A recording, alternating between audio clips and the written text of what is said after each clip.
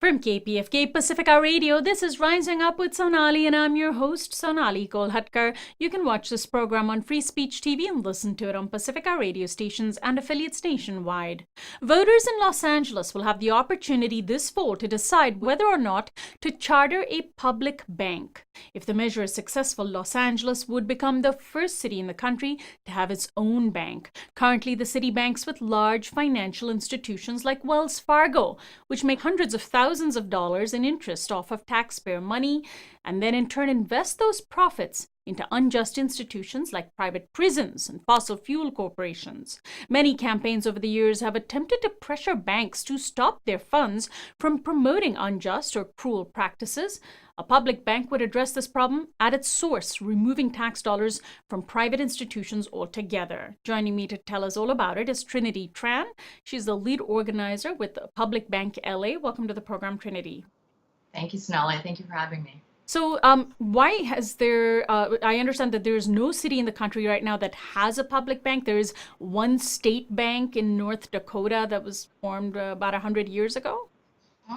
Yes, the only existing public bank in the United States is the Bank of North Dakota. It was formed in 1919. Next year will be its centennial, and it has a long proven track record of success. It is currently the most profitable bank, more profitable than Goldman Sachs. It's got better credit rating than JP Morgan Chase, and it has one of the most extensive community banking networks in the country per capita. It doesn't compete with community banks or credit unions. It works with them to extend their credit so that they can help small businesses and individuals. So the public bank that we are working to create in Los Angeles is going to be structured similarly to the Bank of North Dakota. The public bank movement originated from our work with divestment in Los Angeles for the last year and a half. We've worked with LA City Council to push them to divest our public finances from Wells Fargo Bank, create greater accountability, and install socially responsible guidelines to our city's banking practices. And as our city council members were looking at options of where to put money from Wells Fargo, there weren't many options. When you look at the other big banks, they are similar to Wells Fargo, have been indicted for corruption and fraud and predatory lending and discrimination against communities of color. So we started integrating the public banking solution early on in our divestment campaign and advocacy. And just last month, LA City Council President Herb Wesson introduced a motion that was unanimously passed by LA City Council to put public banking in front of voters. So in just a few months, LA voters will have the opportunity to voice their support for a publicly owned bank. This measure is going to lift one restriction in the LA City Charter to allow the city to form a bank. It's not going to mandate the city form a bank, but it's going to start the city on the path to be able to explore how to create a public bank. Now, you said that the city doesn't have very many options if it doesn't want to do business with a big bank, but what about credit unions, for example? Are they just not big enough to handle the enormous funds that a city manages? And also you mentioned community banks. What would be the difference between a public bank and a community bank? So exactly for the reason you said, community banks and credit unions are too small to be able to handle assets of the size of Los Angeles. We have about $8 billion in general funds, and so banks like credit unions and community banks would be too small to be able to offer large infrastructure projects that would cost billions. They typically have assets at maximum about $1 billion, but so the municipal bank would work in unison with them and as against them. So you mentioned that the work that you and your fellow activists did in the lead up to putting this or pushing for public banks was around divestment campaigns. There's been, I know, Divest LA has been a very active sort of campaign, especially around the Dakota Access Pipeline project. Tell us a little bit about that and what the Divest LA campaign was all about and how it paved the way for what's happening now. So the idea behind divestment first emerged in 2016 on the Standing Rock Reservation, where indigenous groups were fighting to prevent oil pipelines, the Dakota Access Pipeline, from encroaching on their land and water. So in solidarity with Standing Rock and the Water Protector and the plight that they were going to being attacked by private militarized police, the people of Los Angeles, Divest LA, along with activists across the country in cities like San Francisco, Seattle, Washington, D.C., New York, activists all across the country took a moral and ethical stance to push their cities and municipalities to divest our tax dollars, our public finances from these big banks that were financing harm to our communities. And in the city of Los Angeles, our city primarily banks with Wells Fargo. And that was a bank that we felt was, implicit in a lot of the crimes against humanity, which then, fueled a lot of the visceral energy and anger going into divestment and the ethical banking movement. And of course, more recently, there have been attempts around the country to hold banks accountable for financing private prisons that are holding immigrant detainees. The group Make the Road New York, we'd recently covered their efforts to confront banks like JP Morgan Chase for funding and investing in private corporations that build prisons. And they put out a report calling these banks the corporate backers of hate. Is the issue of immigrant detention also part of the reason why a public bank in Los Angeles would be a good idea? At the crux of it is the issue of local self-determination. So right now, our public dollars, our taxpayer dollars, our city revenues are siphoned from our cities, from our communities into the pockets of Wall Street bankers and shareholders. So we have no local control of our money. So the idea behind public banking is taking our monetary power back, being able to recapture our public dollars to finance the things that we need in our communities. We spend in Los Angeles, we spend over $1 billion in debt services. That's what it costs us to borrow money from Wall Street. So when these cities and municipalities and state are able to recapture their public finances, we're able to use that money to finance things we need, like affordable housing, green energy infrastructure, to be able to refinance our existing debt. The possibilities become limitless once we are able to have local control of our dollars as opposed to outside influence. And just to kind of clarify, because sometimes this gets confusing if you don't think about finances and financial issues very much. When you bank, when you put your hard-earned money into a bank, that money is used by that bank for whatever it wants to invest in till you withdraw your deposit. And so at any given time, banks just have this large pool of money from everybody that puts their money in there, and then they choose to invest it. They invest it in turn and earn interest from it. When you have a customer as big as the city of Los Angeles, we're talking about funds on the order of billions of dollars. And so the interest from that banks earn simply by sitting on LA's funds is huge. It's enormous. And those are funds that, if we had a public bank, would go right back into the city's coffers, right? Absolutely. At the very crux of it is cutting out the middleman. We funnel tremendous amount of money into Wall Street banks, and it just lines the coffers of already very wealthy executives. So we're taking the power back to be able to maximize the efficiency of our tax dollars and leverage our public finances to be able to finance the things that we need. So it's a people's bank. That's essentially what we're fighting for, a people's bank of Los Angeles. Public banking becomes a public utility. Bankers who work in the public bank are public servants, and where the next step after this ballot measure is passed is to fight for a very strong social and environmentally responsible charter, also to make sure that this bank is run ethically, to have to make it as transparent and accountable as possible. So this essentially is the evolution of the financial system, from a system that has only worked for a small handful of people to one that really takes into the highest consideration human rights, economic equality, and social justice. And so would this bank then be an institution that individuals could also bank with, not just the city? So the initial stage is going to be a wholesale bank, also known as a banker's bank. So this would be the Municipal Bank of Los Angeles would be a bank where the city puts its depositories, which right now goes towards Wall Street banks. So the next, at later stages, it could potentially be a retail bank. But right now, it would be a wholesale bank. It wouldn't have branches, so that would tremendously cut down on the cost of capitalizing the bank.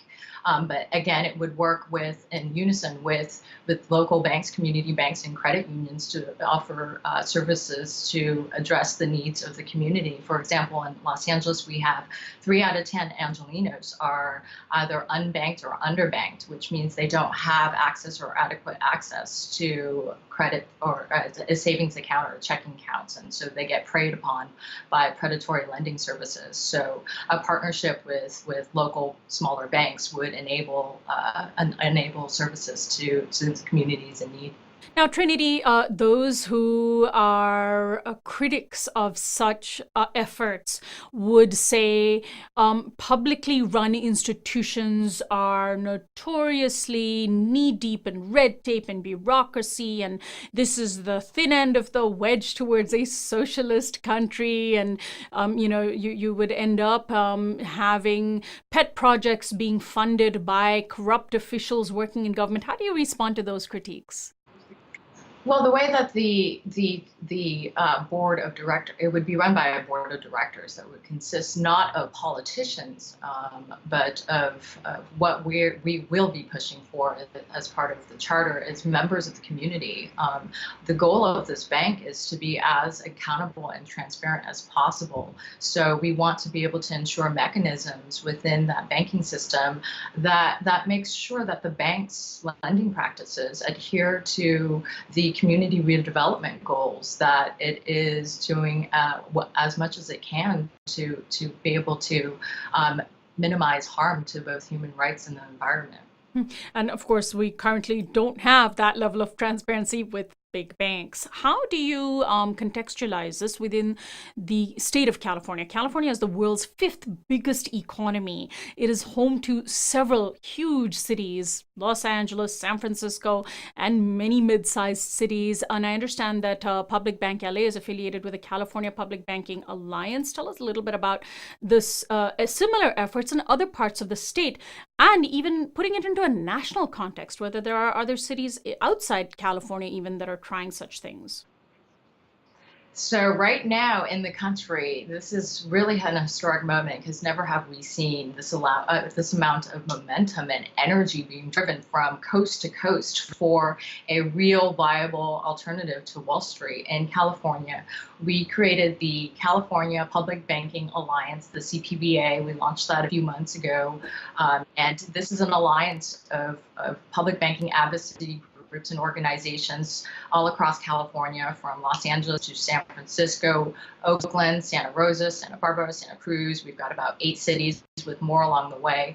And the idea behind the CPBA is that instead of all of these cities, charter cities and regional city centers, fighting for a public bank in isolation, what we would do would band together, push the state legislature to create a public banking license charter, a special charter that would streamline the process for all of the charter cities and regional cities. Then within that special license that would be issued by the Department of Business Oversight, would address how the bank would be capitalized and collateralized, how it would be insured. There would be a basic social environmental charter in there. So we are right now in the process of working to secure an author and as well as co-sponsors for that to push that in the state legislature in 2019. So this is a 2-pronged strategy that's being executed. So we've got the ballot measure at the city level that's going to lift one hurdle in the city charter to allow the city to form the bank, and then we're pushing with the entire California Alliance to be able to create one special charter for all of the charter cities in California to apply to. So not only is there a movement in Los Angeles and San Francisco and Oakland and throughout California, as there's Seattle and Washington, D.C. allocated about $100,000 for a feasibility study. The state of Washington carved out about $500,000 to look into a business plan for a state depository. In the state of Michigan, GOP and Democratic lawmakers pushed a bipartisan public banking bill. In New Jersey, lawmakers there introduced a public banking bill with the backing of New Jersey Governor Phil Murphy. New York City just kicked off their public banking movement. Weeks ago, we did an event with Alexandria Ocasio-Cortez, and she's very interested in public banking. So there is incredible movement and momentum across the country. So it makes this a very historic moment, and that's why the vote in Los Angeles is such a determinative moment for the entire national movement. So tell us a little bit more about this vote. You said that the vote will take place for, of course, Los Angeles City registered voters. The election is consolidated with the state general election. So LA voters, we should actually know today what the letter is. I believe it most likely will be Charter Amendment B that we will be voting yes for. And this is an incredible moment for the people of Los Angeles to really take this next step to create a new financial system that's accountable to people and planet rather than private interests. I imagine the big banks are opposing this. Have you seen any sort of political fight gearing up about this? Obviously, your organization is doing interviews like this one to get the word out about this ballot measure, citywide ballot measure in Los Angeles. You're seeing banks like Wells Fargo start a campaign to oppose the amendment, the measure? The bank lobby has surprisingly been very quiet, and we're waiting in the wings and waiting for a good fight. So the ballot language was just drafted, and they only had the argument against the ballot measure had one signatory on it versus our list of signatories, which included an LA City Council member, labor unions, including police and fire unions, credit unions. So we're seeing a broad-based coalition of support from social justice groups to environmental groups to unions to elected officials, all pushing for this. So it's quite an extraordinary moment. Trinity, if there are people in other parts of the country that are listening, our show's nationally syndicated, and they want to know whether their city can participate or maybe is already involved, what are some resources that local activists can use to start their own effort? Because these are obviously very localized fights that have a national impact and that are, that have their basis in actions that major private banks are taking nationally. So are there any internet resources that you can point to, any websites? If you're awake and you're aware, now is the time to fight. Now is the time to rise up. So if you're an activist looking to get involved in the public banking movement, reach out to social justice group or political groups in your area. If you already had a divestment campaign that was started, that is the natural progression into public banking. Online, you can look at publicbankinginstitute.org or our website, publicbankla.org. We've got resources on there.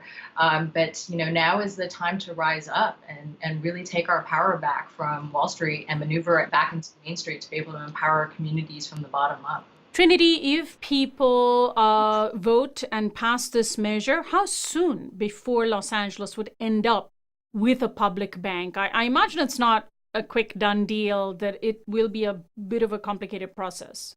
So after this vote passes in November, then our next step is to work on creating a charter. So there will still need to be an economically viable business plan that would be approved on by voters and officials. Yeah. But David Dayen just tweeted recently that he predicts that within the next 5 years, we're going to see multiple dozens of municipal and of regional public banks pop up across the country. David is a frequent guest on our program. Well, Trinity, I want to thank you so much for joining us today. We'll provide links to our audience on our website to the Public Bank LA effort. Thanks so much. Thank you so much, Sonali.